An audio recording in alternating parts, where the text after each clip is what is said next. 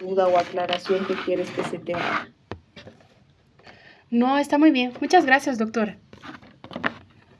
¿Alguien más? ¿Alguna duda o pregunta?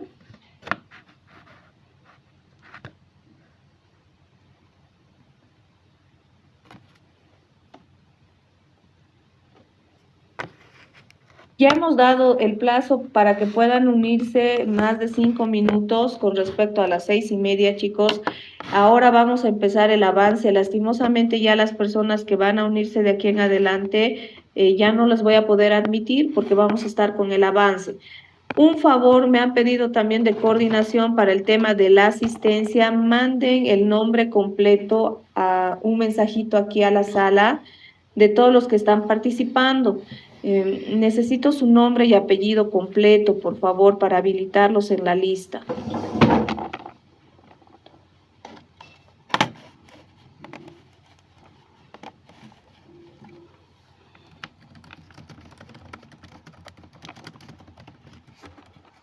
Ya, vamos a empezar entonces. El tema del día de hoy, semiología y diagnóstico del embarazo.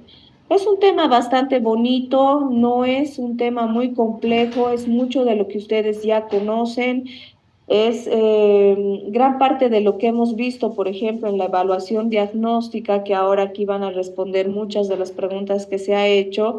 Y como les decía, si en el transcurso ustedes tienen alguna duda o pregunta, por favor, háganmelo saber para que podamos responder en el momento. Vamos a empezar a definir al embarazo. ¿Qué es el embarazo entonces? Es un estado fisiológico, entre comillas lo vamos a llamar estado fisiológico porque obviamente la mujer embarazada va a sufrir una serie de cambios y transformaciones en su cuerpo que van a permitir que el nuevo ser, en este caso el feto, vaya creciendo dentro del útero. Entonces es un periodo que transcurre entre la implantación del cigoto en el útero hasta el momento que se va a producir el parto.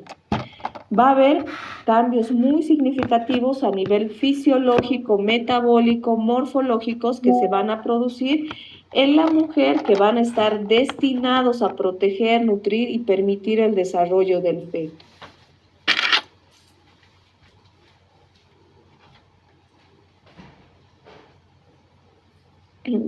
¿Cuáles son las características que debe cumplir el examen físico de una mujer embarazada? El examen físico de una mujer embarazada debe ser completo, minucioso, tiene que evaluar no solo el embarazo de la mujer, sino hacer una valoración de todo el estado de salud de la paciente y que obviamente va a estar orientado hacia la parte del embarazo, pero no exclusivamente hacia diagnosticar un embarazo, sino más bien reconocer aquellos factores de riesgo que puedan comprometer la salud de la mamá y del feto durante el embarazo.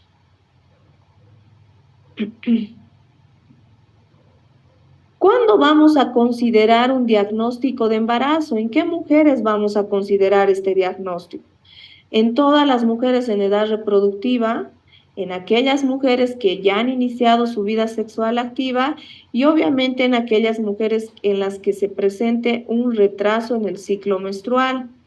Muchas veces, por ejemplo, acuden a la consulta, principalmente las pacientes adolescentes, acuden con cuadros de amenorrea o cuadros de falla menstrual. ¿Qué quiere decir? Tienen retrasos de un mes, de 2 semanas, etcétera, y obviamente acuden acompañadas con los papás. En ese caso, cuando se hace la pregunta a la paciente, en este caso a la paciente adolescente, siempre ellas tienden a negar el tema de haber iniciado su vida sexual activa. El hecho de que la paciente nos diga que no ha iniciado su vida sexual activa, eso no tendría que condicionar que ustedes investiguen si puede o no tratarse de un embarazo. La principal causa de amenorrea o de falla menstrual en una mujer en edad reproductiva es el embarazo. Entonces, la paciente diga o no diga que ha iniciado su vida sexual activa, ustedes están en la obligación de completar estos estudios diagnósticos para saber si se trata o no se trata de un embarazo.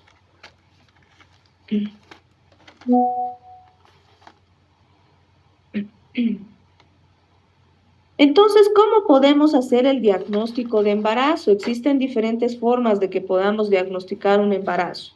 Diagnóstico clínico, diagnóstico laboratorial y los métodos de exploración complementaria. Ahora los vamos a describir a cada uno de ellos. En cuanto al diagnóstico clínico, vamos a dividir en diferentes síntomas y signos que van a presentar las mujeres embarazadas.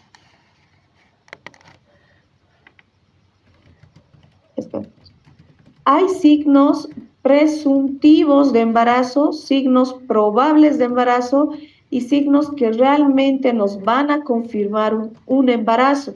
¿Y en qué consisten estos?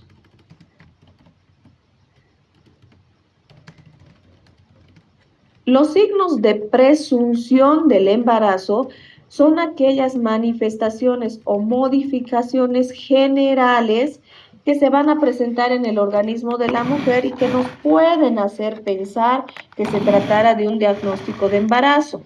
Por ejemplo, ¿qué podría pasar con las mujeres de forma general, chicos? ¿Qué les haría suponer que una mujer está embarazada? No relacionado con que crezca la barriguita, no relacionado con que le eche una prueba de embarazo. ¿Qué signos y síntomas ustedes creen que puede tener la mujer para decir que presuntamente está embarazada?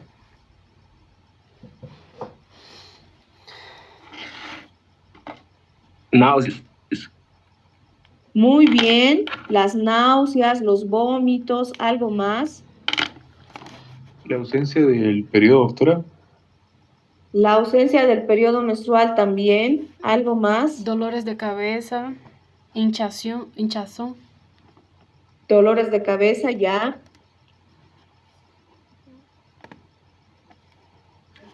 Cansancio, doctora, o fatiga. También puede ser. Entonces, todas estas manifestaciones generales que ustedes me están ahora mencionando, no necesariamente se presenta en un embarazo si se ponen a pensar. Todos estos signos de presunción, por ejemplo, las náuseas, los vómitos, pueden estar relacionados con otras patologías. No van a ser diagnóstico de embarazo, pero sí nos van a hacer suponer que puede haber un embarazo. Ahora, los signos de probabilidad de embarazo son aquellos signos o síntomas que se van a manifestar de forma local a nivel de los órganos reproductivos. Entonces, en este caso estamos hablando netamente a nivel del útero. ¿Cómo qué? ¿Qué es lo que les haría suponer signos probables de embarazo a nivel local, a nivel del útero? ¿Qué les haría suponer? El aumento hormonal. ¿Perdón? El aumento hormonal, doctora. No, estamos hablando a nivel del útero. Tú ves a una mujer y ¿cómo dirías? Ella está embarazada.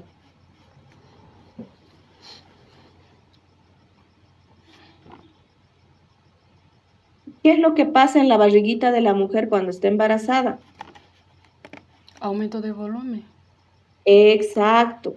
Existe un aumento de tamaño, un aumento de volumen a nivel del útero, pero que no necesariamente nos puede decir o nos puede diagnosticar un embarazo. Por ejemplo, hay patologías como los tumores o los miomas a nivel del útero que pueden crecer tanto que van a simular un embarazo. Existen miomas que pueden ser tan grandes que semejen embarazos hasta de 20, 22 semanas. Crecen de esa manera los miomas y que nos pueden incluso hacer pensar que se tratara de un embarazo, pero no es así. Entonces, el aumento de volumen a nivel del abdomen no nos va a diagnosticar un embarazo, pero sí va a ser un signo probable de embarazo. Probablemente aquellas mujeres que tengan aumento de volumen a nivel del abdomen estén embarazadas, ¿no es cierto? Ahora, ¿cuáles son los signos que realmente nos van a confirmar un embarazo? Para eso, sí o sí, nosotros tenemos que determinar la presencia del feto dentro del útero. Y para eso existen también exámenes que se pueden solicitar que nos van a confirmar la presencia del embarazo. Ahora vamos a empezar a describir a cada uno de estos signos y síntomas.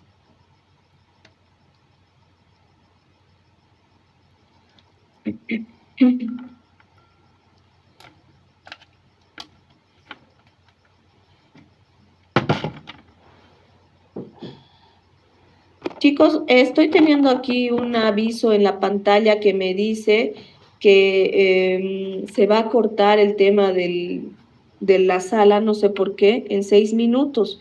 Si eso llega a ocurrir, me van a dar no más de 5 minutos. Yo les voy a volver a enviar un link para que puedan unirse de forma inmediata, por favor. Ok, doctora. Gracias. Entonces, vamos a entrar con los signos presuntivos del embarazo. ¿Cuáles son estos signos generales que nos van a hacer pensar que una mujer está embarazada? La presencia de melasmas o cloasmas a nivel de la piel. Estamos hablando, aquí vemos una imagen de la cara de una paciente donde ya se ve la hiperpigmentación de la cara. Más abajo vemos la hiperpigmentación de la línea alba, que también es una característica del embarazo que puede presentarse, o la pigmentación tanto de la areola como del pezón. Entonces, ¿cuáles son estos signos presuntivos? Van a haber alteraciones neurovegetativas como las náuseas con o sin vómitos, alteraciones que pueden haber en la micción, principalmente la paciente va a referir polaquiuria, va a haber una micción más frecuente, va a tener fatiga, disgeusia, mastodinia, aumento del tamaño de las mamas también a medida que el embarazo vaya aumentando en la edad gestacional. Puede existir intolerancia por los olores, aumento del apetito, somnolencia, cialorrea y constipación a medida que el abdomen vaya creciendo de tamaño. Existen también cambios a nivel psíquico que también nos puede hacer presumir un diagnóstico de embarazo, por ejemplo, los antojos, las compulsiones, la pica, el aumento de la receptividad general, existe mayor hipersensibilidad, las mujeres están mucho más sensibles. ¿Y alguien ha escuchado hablar qué es el tema de la pica? ¿Alguien me podría decir si ha escuchado qué es ese término de pica? ¿Es coser? No. ¿Alguien lo ha escuchado tal vez? Es un tipo de antojo, ¿perdón? Doctora, creo que es por la falta de nutrientes, minerales. ¿Que te van a llevar a qué?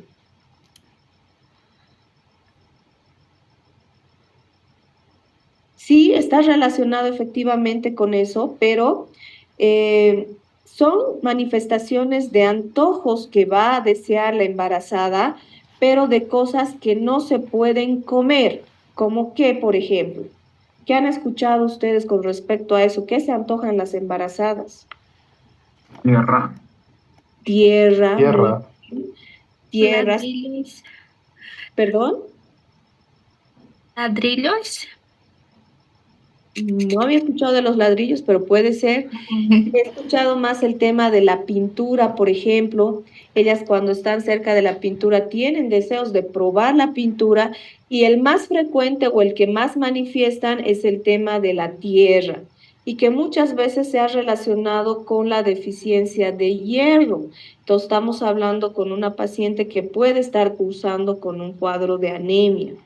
Entonces, todos estos cambios también nos pueden hacer presumir que se tratara de un embarazo. ¿Qué signos presuntivos vamos a tener?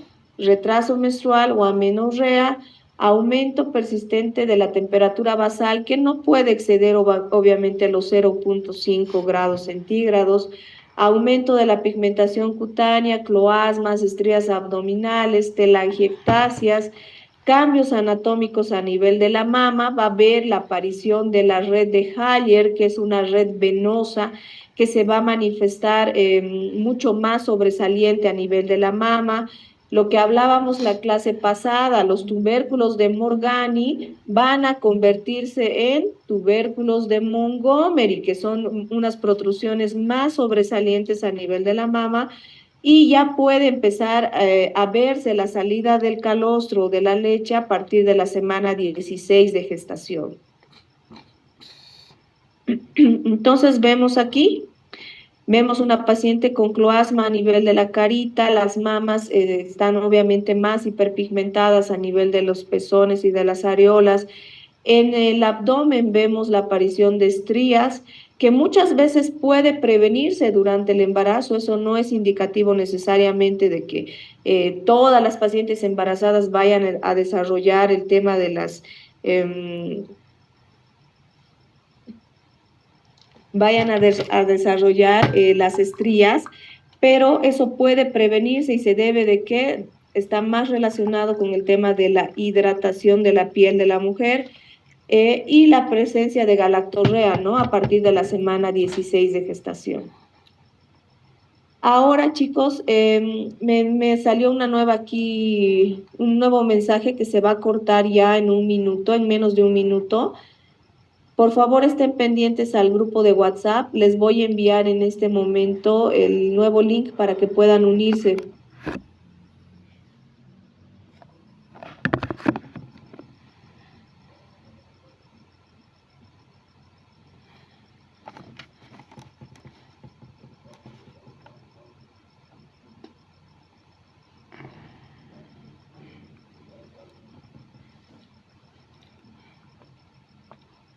Existen cambios que se van a relacionar exclusivamente con el útero y con la consistencia uterina.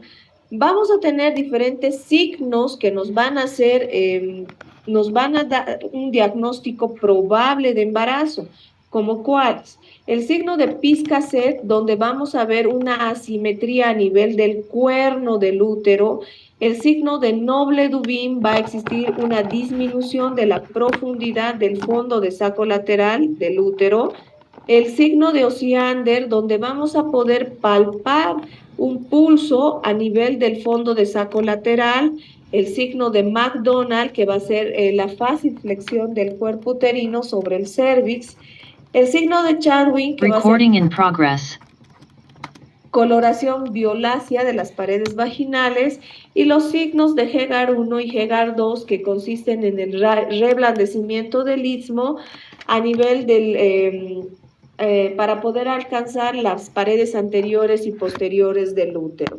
Aquí vamos a ver algunas imágenes donde van a poder identificar aún más estos signos.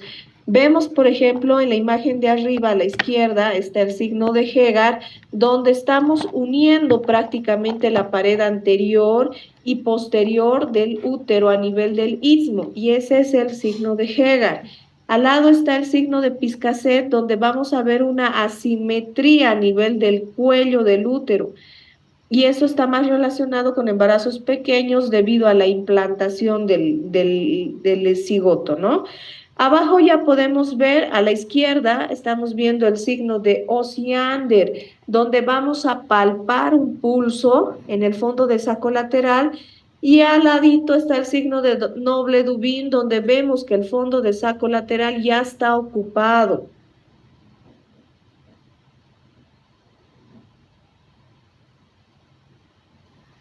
Aquí tenemos una nueva imagen del signo de Hegar, que nos está mostrando lo mismo. Estamos uniendo los fondos, la pared anterior y posterior del útero.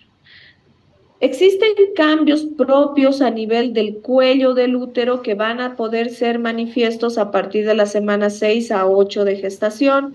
En aquellas pacientes primigestas existe un cambio en la consistencia del cuello uterino. Va a existir un reblandecimiento y vamos a tener una consistencia similar a los de los labios de la boca. Y a este signo lo vamos a denominar el signo de Godel. En aquellas mujeres que no están embarazadas, la consistencia del cuello uterino semeja más o menos al cartílago nasal, o sea, en otras palabras, es un poquito más duro. Y con el embarazo, el cuello uterino tiende a reblandecer y a esto sí lo vamos a conocer como signo de Godel. Esto, por favor, no se olviden, eso va para el tema de su examen.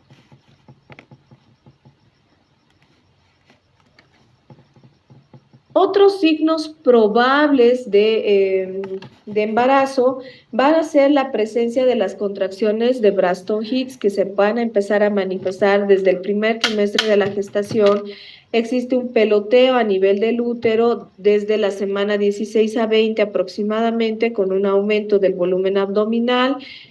Podemos delimitar físicamente al feto a nivel del útero y un resultado de prueba de embarazo en orina no es diagnóstico de embarazo, porque pueden existir diferentes reacciones cruzadas que nos den alteración en esta prueba. Y la prueba de orina nos puede salir positivo o negativo, pero eso no va a diagnosticarnos un embarazo. ¿Y cuáles son entonces los signos que realmente nos van a confirmar la presencia de un embarazo? Vamos a llamar a estos signos de certeza de embarazo. Van a existir signos cardíacos, por ejemplo, necesitamos establecer el latido cardíaco fetal, la palpación de los movimientos fetales por el personal de salud que lo va a examinar y obviamente el tema de la ecografía. La auscultación o la visualización del latido cardíaco fetal se puede establecer por diferentes métodos y en diferentes edades gestacionales. Antiguamente, ¿con qué se valoraba el tema de la frecuencia cardíaca fetal? Es con el estetoscopio de Pinar. Era un aparatito en forma de campana que nos permitía escuchar los latidos cardíacos fetales y nos permitía hacer un conteo en 1 minuto o en 30 segundos, después multiplicado por 2, para cuantificar el latido cardíaco del feto. Esto se puede utilizar a partir de la semana 18 de gestación.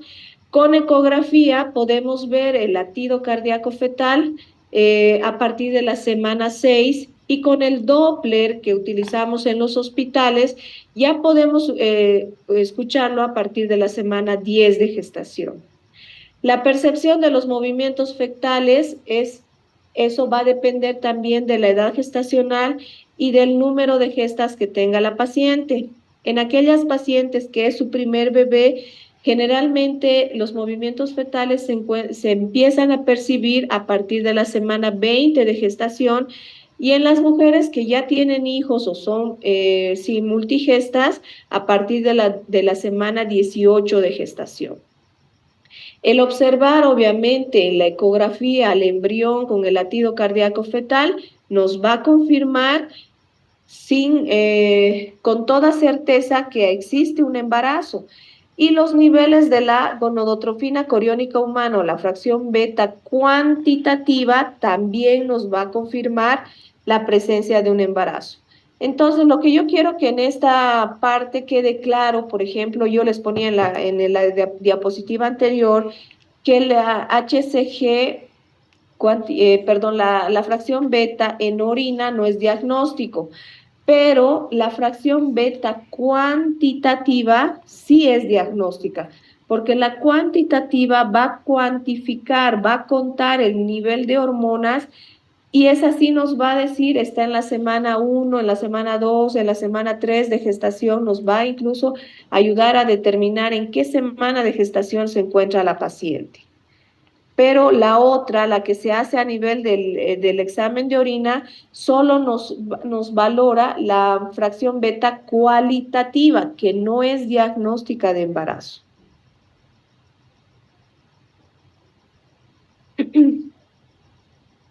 Ecográficamente, entonces, ¿qué es lo que podemos ir viendo? En la semana 4 de gestación ya podemos identificar al saco gestacional.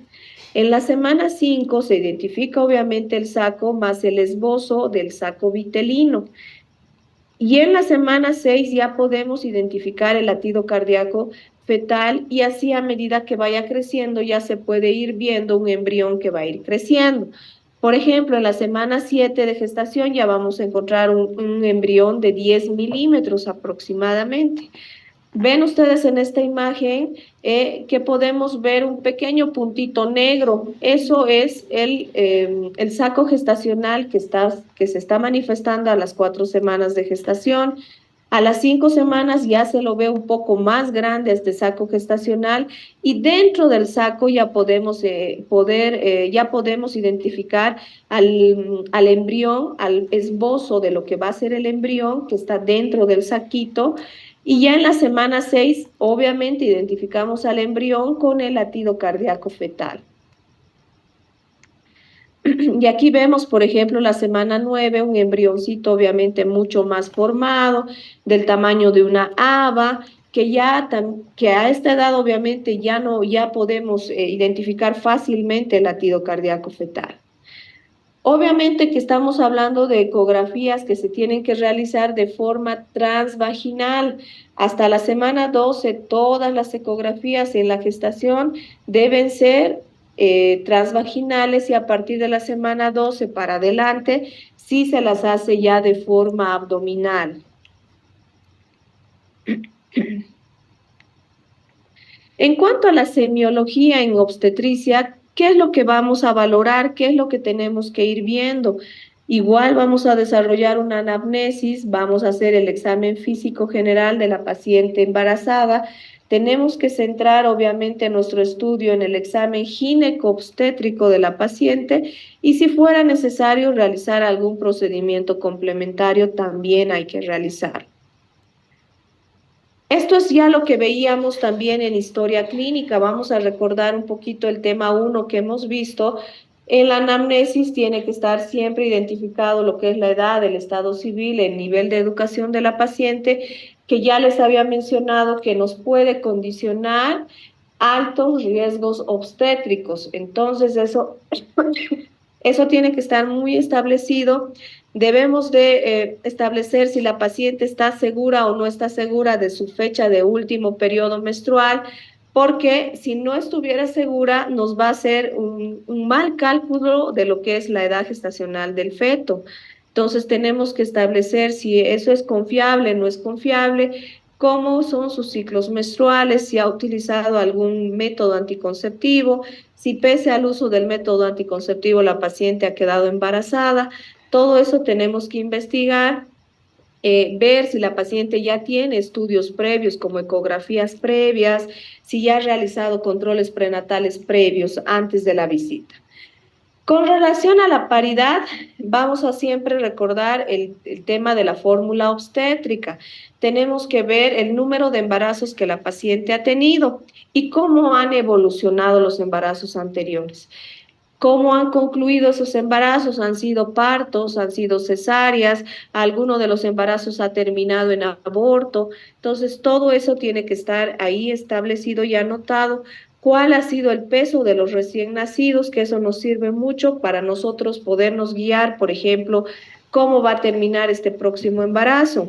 Existen mamás que han tenido por vía de parto vaginal bebés muy grandes o incluso considerados macrosómicos, pero han tenido partos y que no han tenido mucha dificultad en el momento del nacimiento. Entonces podemos estar frente a un embarazo que también se ve que es un embarazo grande, entonces no nos va a condicionar mucho el tema de que si va a parto o va a cesárea, ya tenemos un antecedente previo. ¿Y cuáles han sido o cuál ha sido el estado de los recién nacidos? No han tenido ninguna dificultad al momento de nacer o son bebés que han nacido obitados, lamentablemente han nacido muertos, cuál puede ser la causa, todo eso tiene que estar registrado, porque obviamente toda esa parte que la mujer ya ha vivido va a condicionar el momento del nacimiento del nuevo embarazo.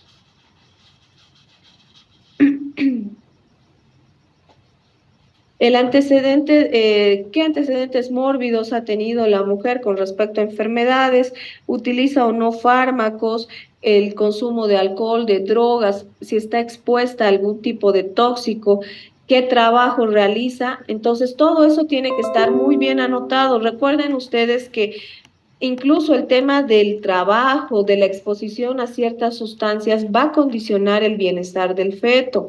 En nuestro medio, por ejemplo, y lo que les mencionaba, si no estoy mal, igual en el inicio del tema de historia clínica, existen ciertos trabajos que van a condicionar la teratogenicidad del recién nacido, más si estamos expuestas durante los primeros 3 meses de gestación o los primeros 2 meses de gestación, donde se va a producir la organogénesis. Si la mujer está expuesta a cierto tipo de sustancias, obviamente va a condicionar que venga un bebé enfermo y no necesariamente con respecto al trabajo. Entonces hay condiciones que de por sí van a, por ejemplo, el hecho de que la mujer viva cerca de un lugar donde utilicen muchos plaguicidas y herbicidas, entonces es una mujer que está expuesta a estas sustancias y que muy probablemente pueda condicionar el estado y la malformación que pueda tener el feto.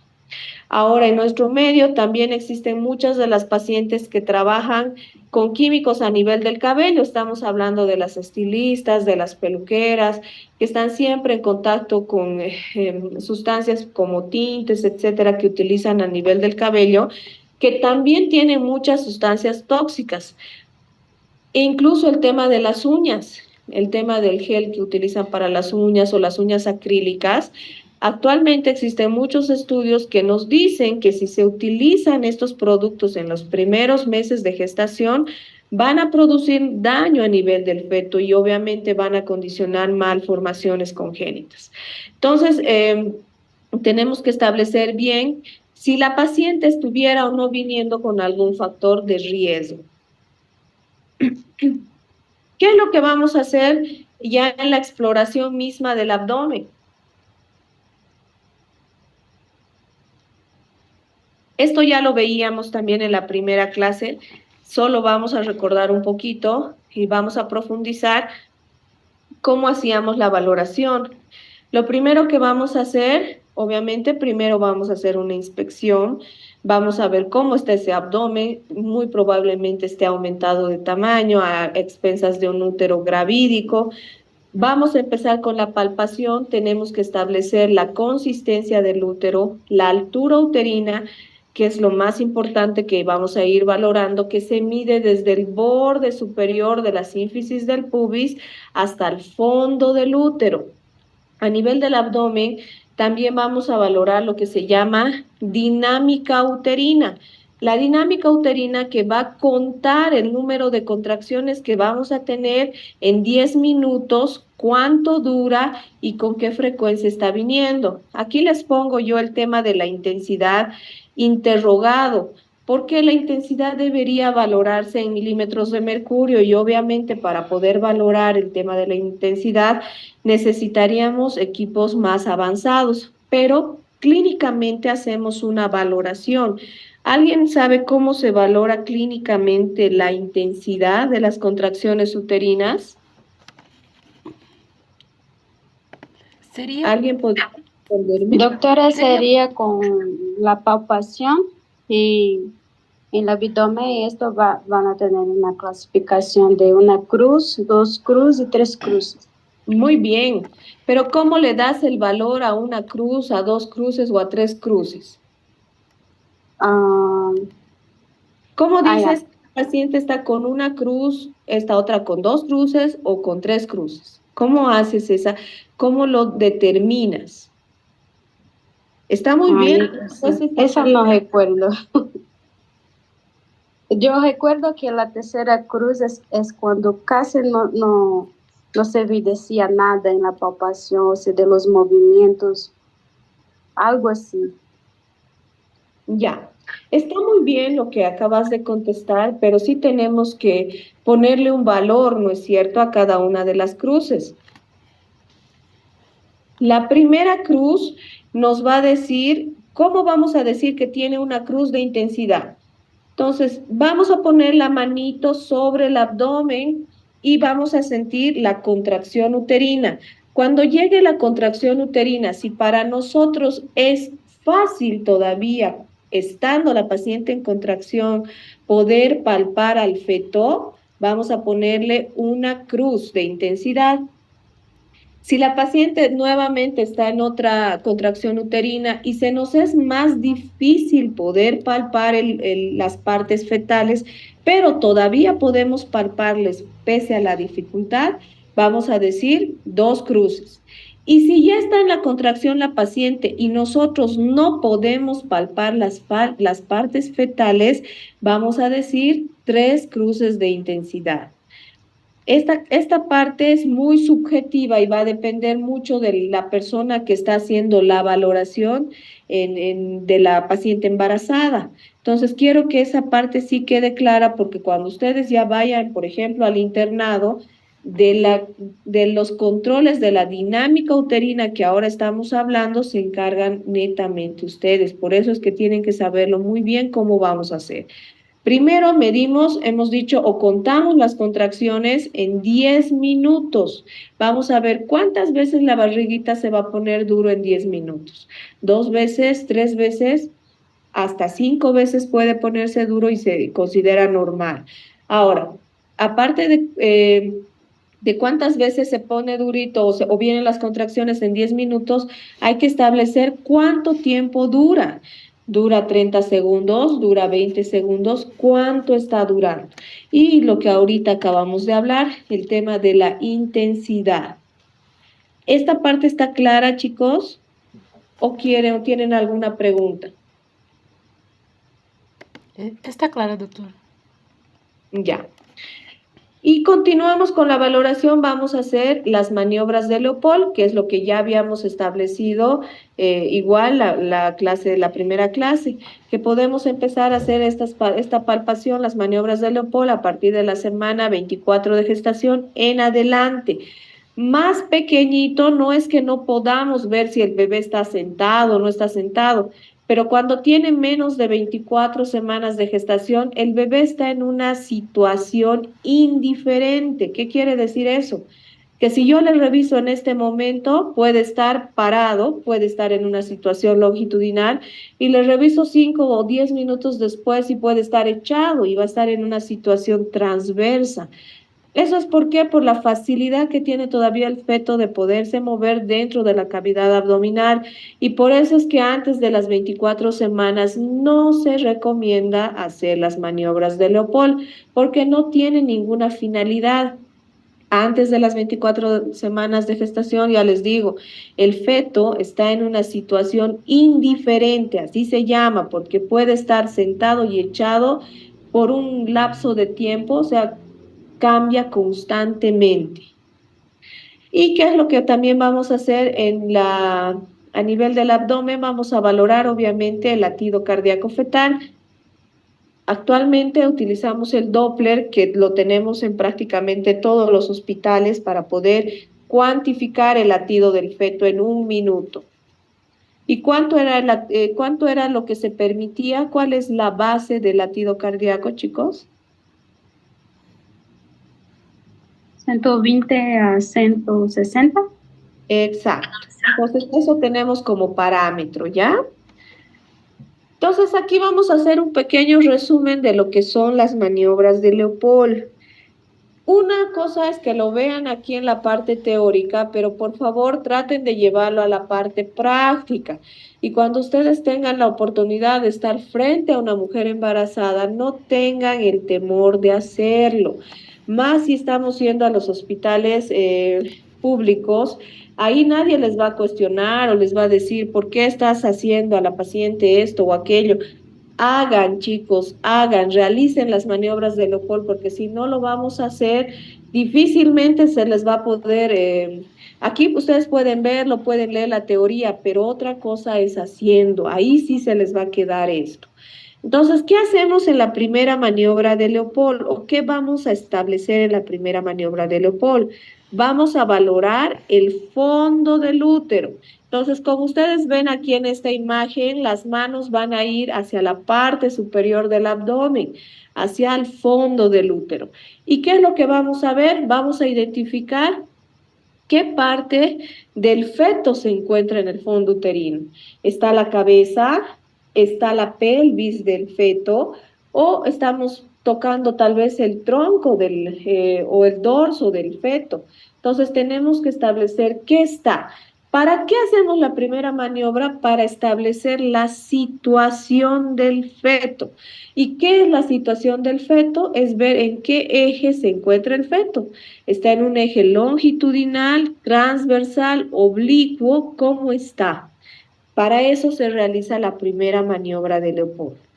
En la segunda maniobra de Leopold, las manos van hacia los lados del útero. ¿Para qué? Para poder determinar dónde está el dorso del feto. Entonces vamos a establecer una relación entre el eje longitudinal del feto con el eje longitudinal de la madre. Entonces el dorso está hacia el lado derecho o está hacia el lado izquierdo o está de forma anterior o de forma posterior. Eso es lo que nos va a ayudar a determinar la segunda maniobra de Leopold. La tercera maniobra de Leopold va a destinarse a establecer qué se está presentando al canal del parto. Lo mismo que hace un momento que hacíamos en el fondo del útero. Hacia el canal del parto estamos presentando la cabecita, está de forma cefálica, o está presentándose la pelvis. ¿Qué se está presentando al canal del parto? Entonces, la tercera maniobra nos ayuda a establecer la presentación. Y la cuarta maniobra de Leopold nos va a ayudar a determinar el grado de encajamiento que tiene el feto. ¿Cómo vamos a establecer esto? Para eso vamos a tratar de agarrar o de sostener la parte que se está presentando. En este caso, por ejemplo, en la imagen ustedes ven que es la cabecita, la parte cefálica, y lo que vamos a hacer es intentar mover la cabeza de lado a lado. Si todavía existe lo que se llama el peloteo, o sea, en otras palabras, la cabecita va todavía de lado a lado, quiere decir que no hay encajamiento. Pero si ustedes hacen ese peloteo y la cabeza ya se encuentra fija, o sea, ya no va de lado a lado, quiere decir que ya está encajado. Entonces, chicos, para poder ustedes escribir en la historia clínica, tienen que seguir este mismo orden, tienen que seguir la primera, la segunda y la tercera y obviamente la cuarta maniobra de Leopold para poder poner en el examen físico en la historia clínica. Entonces, ¿cómo pondrían en una historia clínica la descripción del abdomen? ¿Alguien me podría decir?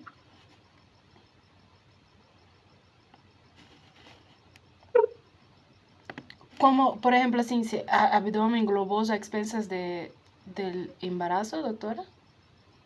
Sí.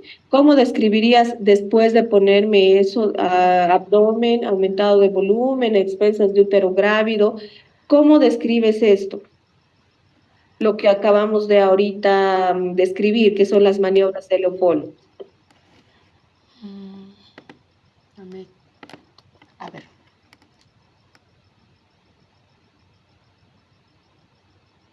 ¿Han hecho ya algunas historias clínicas en los hospitales o no todavía?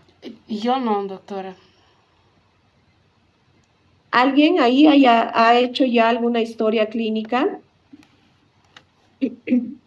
Les hago un poquito de énfasis en esto porque luego ustedes van a los hospitales y muchas veces no les quieren ni prestar la historia clínica, ¿no ven?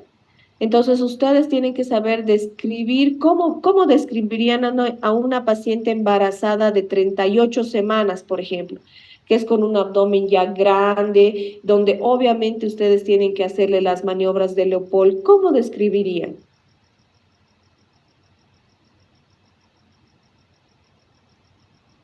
¿Cómo lo escriben en la historia clínica?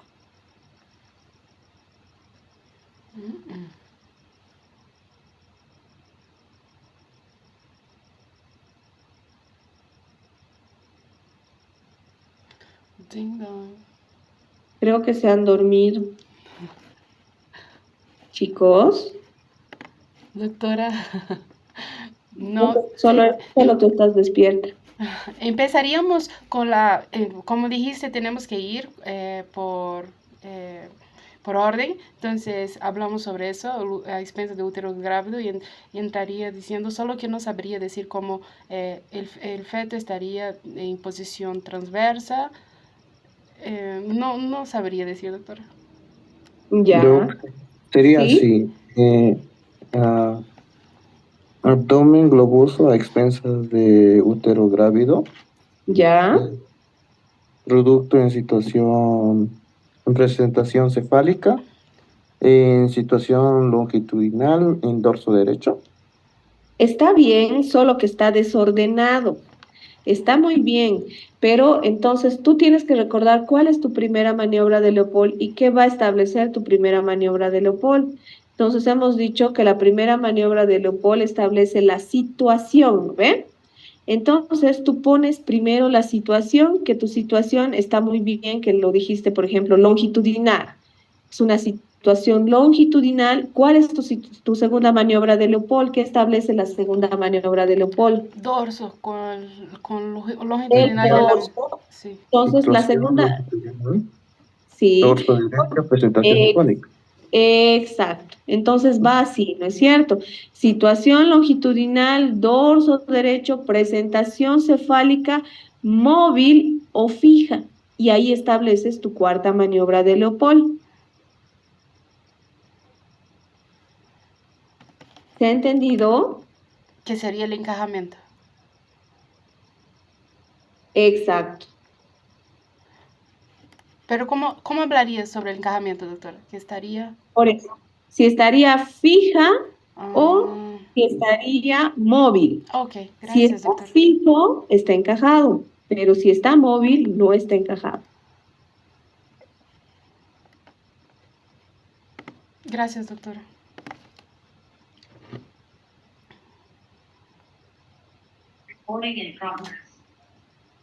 Perdón, un ratito, que no sé qué cosas me han aparecido aquí.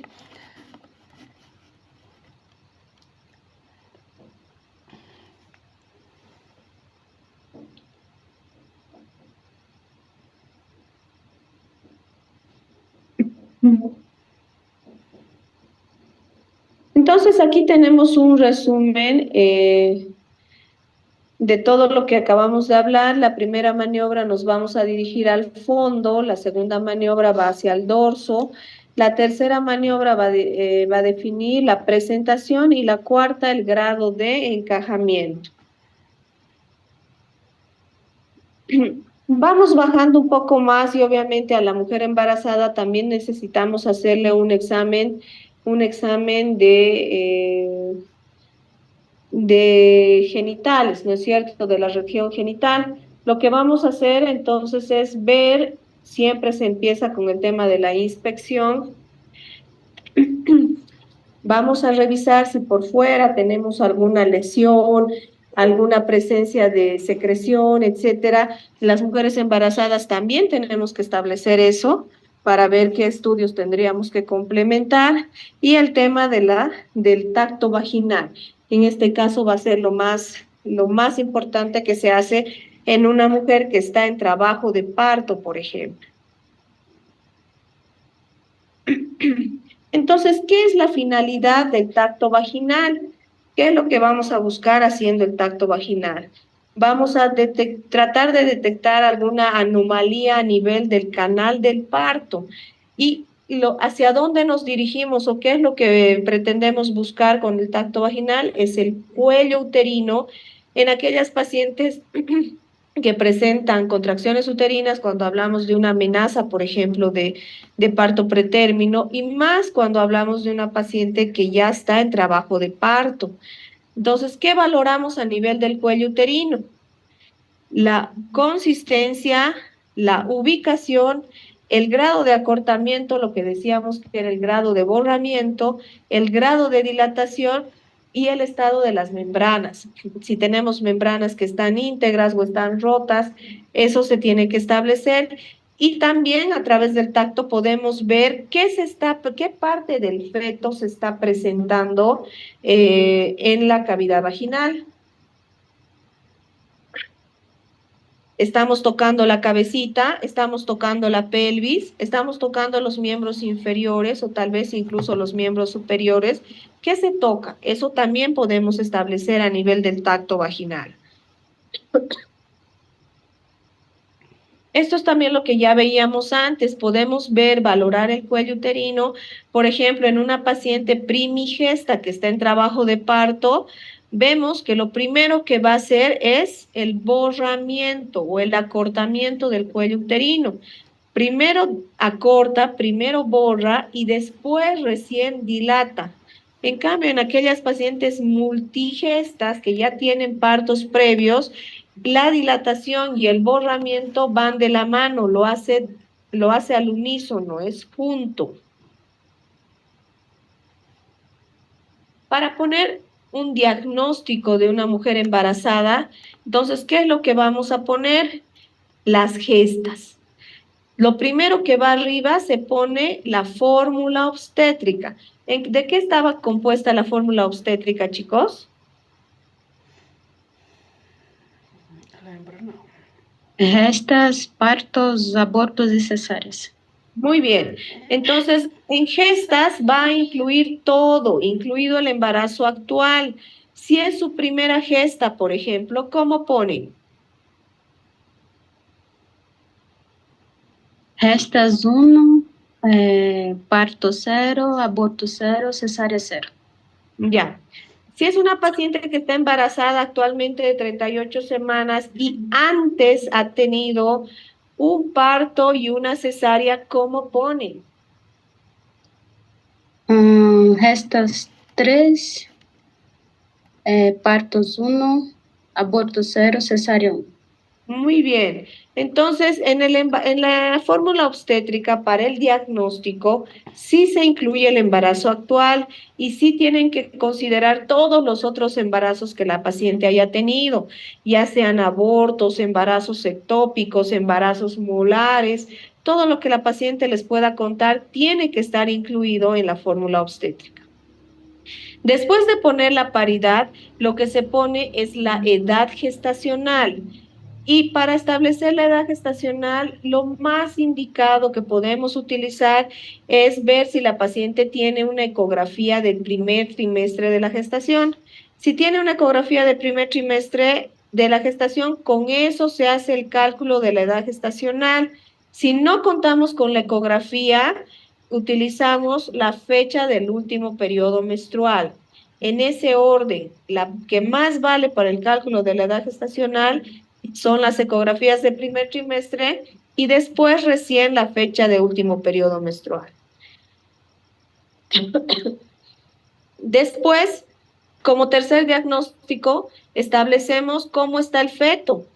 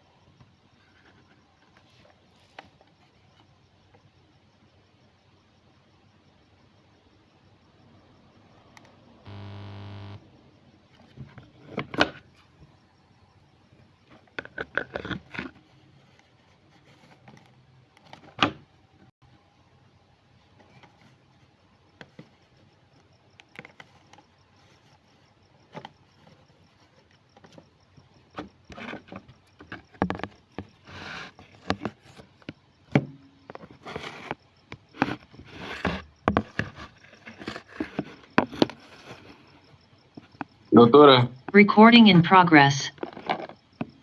Hola. Solo tenemos que poner el nombre cuando empezar a grabar. No, ya está. De los que ya se han registrado, no se preocupen, ya lo tengo los nombres. Ah, ya está bien, porque ponía al inicio de las clases y empezó a grabar después. No te preocupes, ya la grabación queda ahí, su nombre registrado. Ya, está bien, gracias. Ya. Entonces, como íbamos, chicos, para establecer el diagnóstico,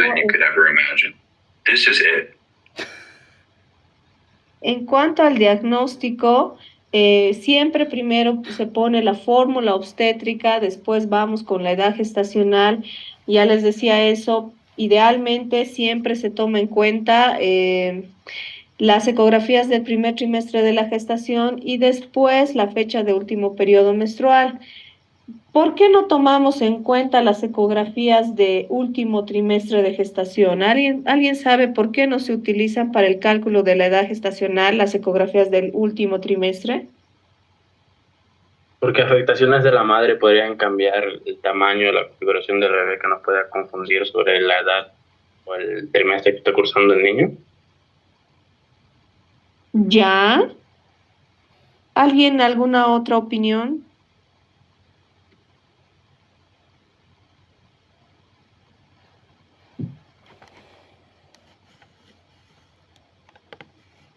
Nadie. ¿Por qué podría ser prematuro o tardar, doctor? Algo así. Ya. ¿Qué valora la ecografía? ¿Cómo calcula la edad gestacional la ecografía?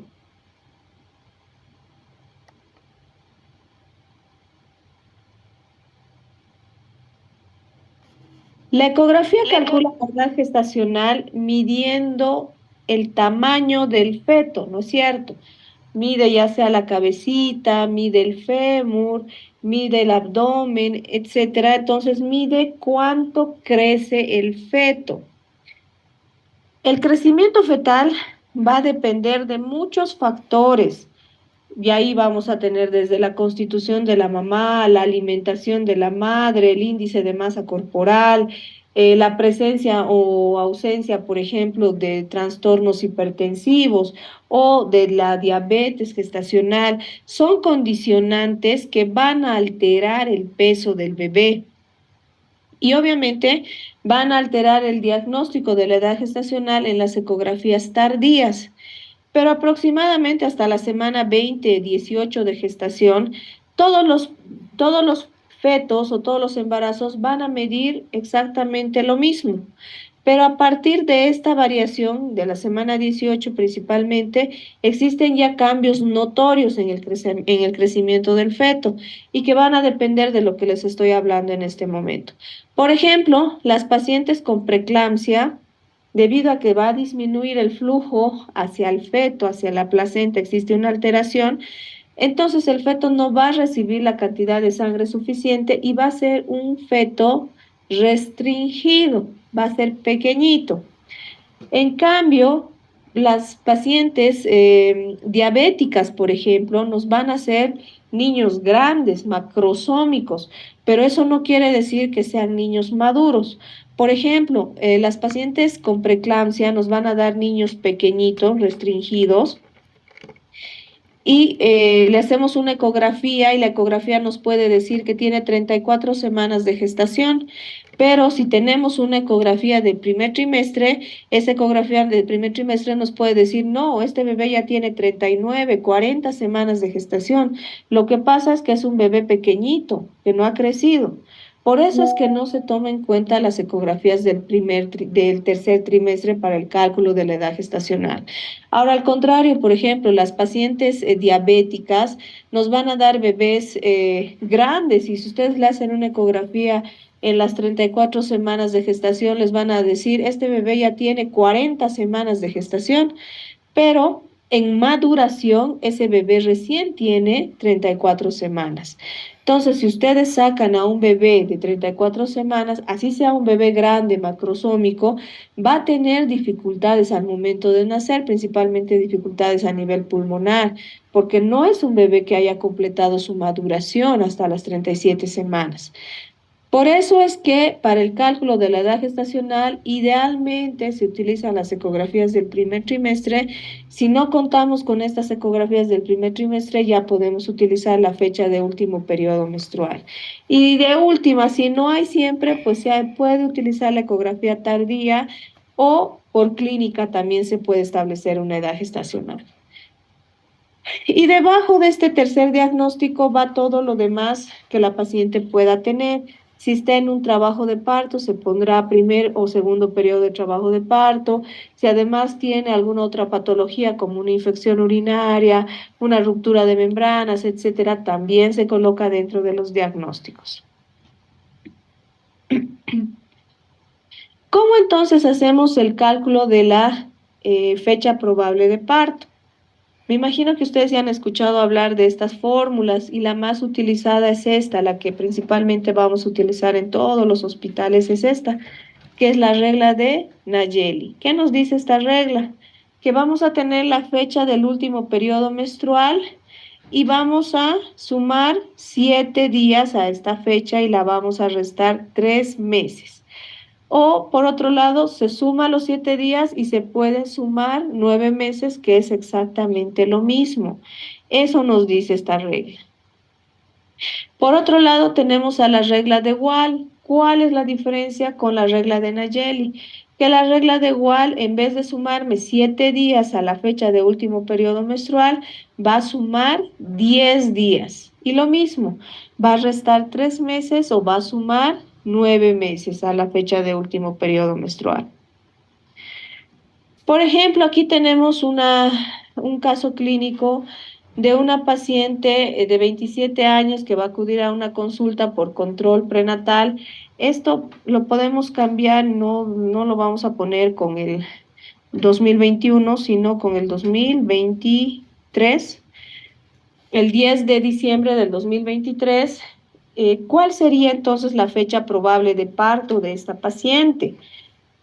A ver, ¿alguien puede hacer un cálculo, chicos, con la regla de Nayeli del 10 de diciembre del 2023? ¿Cuál es su fecha probable de parto?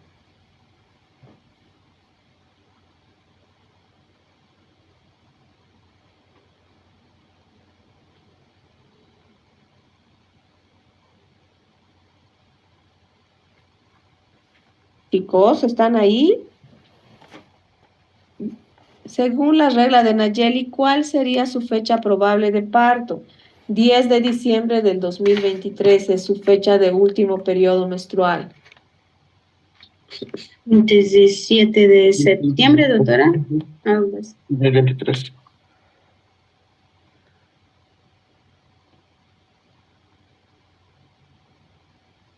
¿Perdón?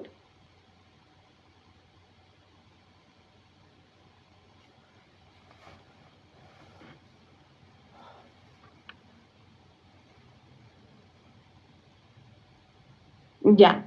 Entonces vamos a hacer lo que dijimos con la regla de Nayeli y vamos a sumar 7 días a la fecha de último periodo menstrual y vamos a restar 3 meses. Y aquí tendríamos que es el 17 de septiembre del 2024, ¿no es cierto? En la regla de Wahl es exactamente lo mismo, pero en vez de sumarle los 7 días, vamos a sumarle 10 días. Y en vez de decir el 17 de septiembre, diríamos el 20 de septiembre, según la regla de Wahl.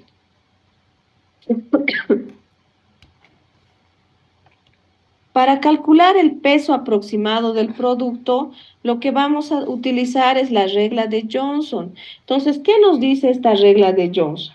Si tenemos una paciente que está con una presentación que todavía está libre, que no está encajado, que es lo que hablábamos hace un momento, que la cabecita todavía me va a pelotear, vamos a utilizar una constante de 12.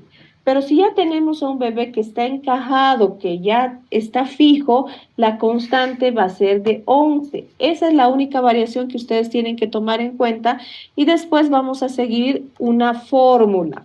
Entonces, ¿qué dice el peso del feto? Nos dice que vamos a tener en cuenta la altura uterina menos esta constante que les acabo de decir, que va a depender si el feto está o no está encajado. Si no está encajado, por ejemplo, yo tengo una altura uterina de 12 centímetros, perdón, de 32 centímetros, no está encajado, estamos diciendo, entonces le vamos a restar la constante de 12, nos sale 20. Y vamos a multiplicar por otra constante que es 155. Entonces el peso aproximado va a ser de 3.100 gramos. Eso es como podemos sacar un peso aproximado del feto. ¿Queda claro esto, chicos? Es solo reemplazar valores. Lo que aquí ustedes tienen que tener dentro de sus valores es cuánto mide la altura uterina y de reemplazar estos otros valores. ¿Está encajado o no está encajado?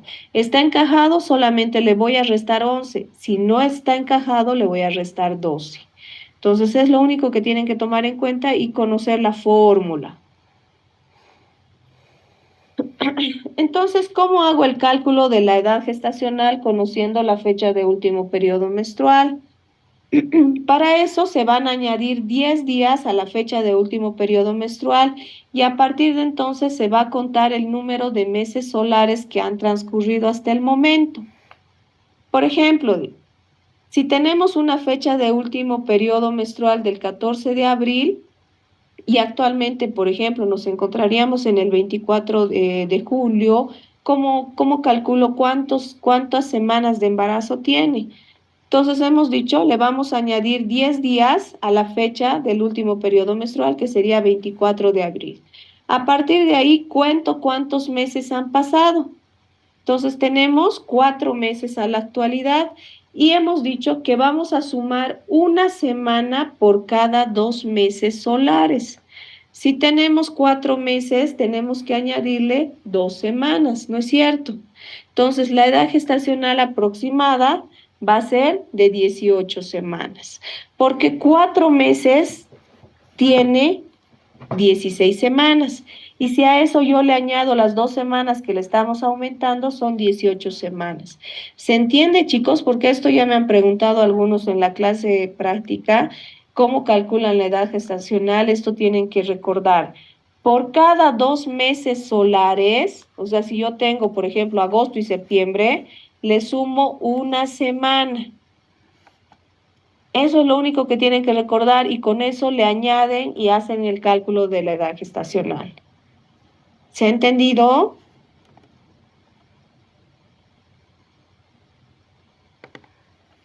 Sí, doctora. Ya. Sí, doctora. Y ese es el tema del día de hoy. No es muy complicado, es bastante sencillo, pero sí es muy práctico y les va a servir principalmente en sus prácticas hospitalarias. ¿Dudas, preguntas que ustedes tengan ahora?